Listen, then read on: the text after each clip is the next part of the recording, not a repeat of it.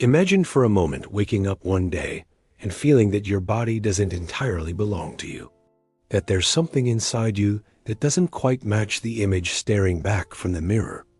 It might sound like science fiction, but for thousands of young people around the world, this feeling has a name. They call themselves Therians, and they are challenging everything we thought we knew about identity. Today, you're going to discover what's really behind this phenomenon exploding on social media, and why the need to belong can lead someone to feel closer to a wolf or a fox than to their own classmates. This isn't about fleeting fads or flashy costumes. This is about something far deeper, the desperate search for a place in the world. You've probably seen the videos. Teenagers in animal masks walking on all fours through parks and squares. Scenes that provoke laughter, memes, and in many cases, a strange discomfort. The curious thing is, while thousands mock, many others find, for the first time, a home. Because being a Therian isn't about literally wanting to be an animal. It's about feeling that your essence, your way of perceiving the world, deeply connects with the species.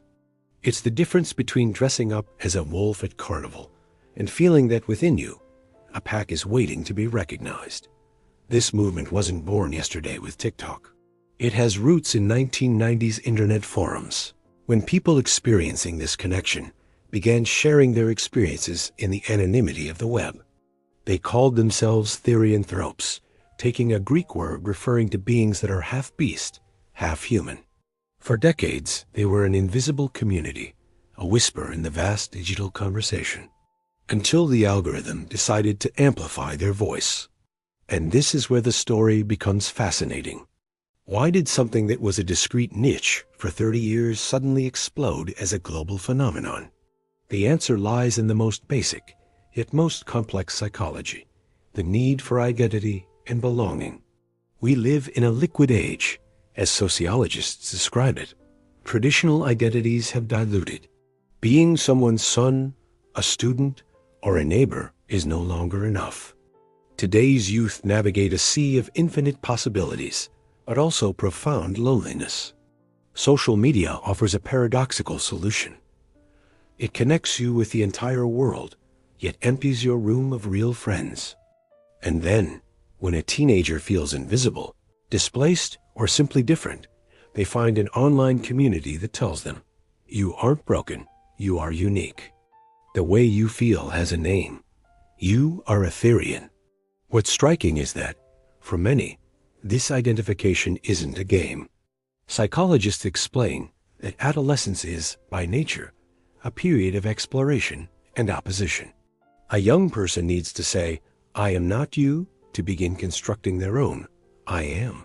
And when the human world seems hostile, competitive, or empty, what better refuge than the instinctive simplicity of an animal? A wolf represents loyalty, the cat independence, the fox cunning. These are qualities they admire and feel as their own, but don't see reflected in the complex social fabric.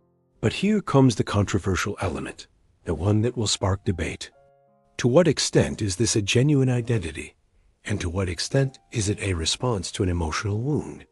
Experts warn of a risk when the search for identity becomes a denial of the human. Denying the human condition also means evading responsibilities, boundaries, and above all, the pain of growing up. Some professionals point out that behind many of these cases lies a difficulty fitting in, unresolved social anxiety, or even autism spectrum traits that find the animal world more predictable and less threatening than human relationships. And then the uncomfortable question arises. Are we facing a new form of diversity or an epidemic of loneliness disguised as identity?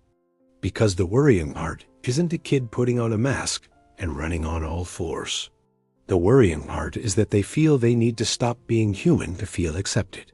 The worrying part is that we have built a society where being yourself isn't enough, where you have to label yourself as something other to find a group that embraces you. Virality has acted as a distorting mirror. What was once an intimate, personal experience is now a spectacle. And when something becomes a spectacle, it loses its depth. It becomes banalized. Terms like self-perception which belong to very serious identity struggles, are transferred to this context, generating confusion and, in many cases, a dangerous trivialization of the concept. But there is also something beautiful in all this. Because if we scratch the surface of the barks and the masks, what we find is a desperate cry to be seen, to belong, to find a pack. And that, strange as it may seem to us, is deeply human.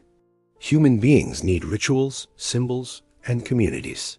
Yesterday, it was punks, goths, or emos. Today, it's Therians. The aesthetic changes, but the emotional drive is the same, the search for a place to fit in. So before we laugh or judge, we should ask ourselves, what are we doing as a society that so many young people prefer to identify with animals rather than with us? What loneliness are they hiding behind those masks? Because perhaps, just perhaps, the problem isn't them wanting to be animals, but us having forgotten how to create human communities where everyone has a place. Now, I want to know your opinion. Do you think Therians are just a passing fad, or a symptom of something deeper in our society? Have you ever felt like you didn't fit in and sought refuge in a community, real or virtual? I'll read you in the comments. If this video made you think, hit like so more people can join this necessary conversation. And if you want to keep exploring the most fascinating corners of the human mind, subscribe to the channel.